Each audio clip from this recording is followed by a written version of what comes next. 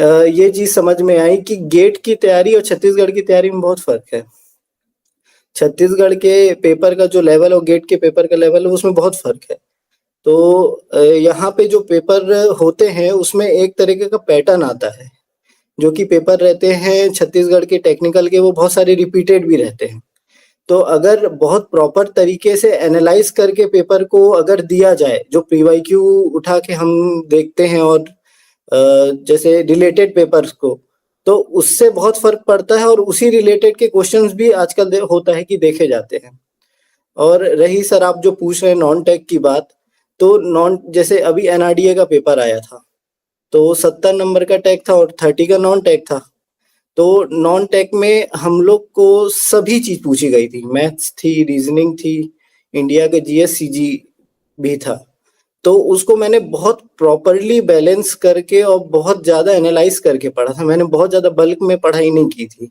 मैंने ये देखा था कि पिछले व्यापम के पेपर में किस टॉपिक से क्वेश्चन उठाए जा रहे हैं। तो मैंने ये एनालाइज़ भी किया था कि कुछ क्वेश्चन अच्छे आते हैं जो कि करंट अफेयर से आते हैं। छत्तीसगढ़ में करंट अफेयर अच्छे से पूछा जाता है और हिस्ट्री के कौन से में आते हैं, मिडीवल आते हैं कि एंशिएंट आते हैं कि मॉडर्न हिस्ट्री आती है।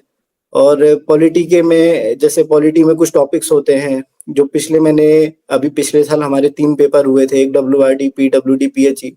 तो किस तरीके से पॉलिटी में किस टॉपिक से हमारे पूछे जा रहे हैं और उसको रिलेटेड लेके मैं क्वेश्चन सॉल्व करने लगता था। मैंने टॉपिक पढ़े, मैंने उनको कवर किया और मैंने क्वेश्चन प्रैक्टिस करने लगा। तो उससे मुझे ये समझ में आ गया कि जो छोटे-छोटे पॉइंट मेरे छूटते थे, वो मेरे और भी जो पेपर मैं देता था 3-4 नंबर से मेरे पेपर रह गए हैं पिछले वाले। तो वो मेरे इस बार मैंने नया ट्राई किया, मैंने क्वेश्चन बहुत ज़्यादा प्रैक्टिस की है और टाइम लगा के जब मैंने उसको सॉल्व किया, तो उससे मुझे बहुत ज़्यादा फ़र्क पड़ा और विद टाइमिंग जो क्वेश्चन सॉल्व करते हैं, तो वही रेप्लिका हमको पेपर एग्ज़ाम में देखने को मिलती है। तो उससे मुझे काफ़ी फ़र्क पड़ा उस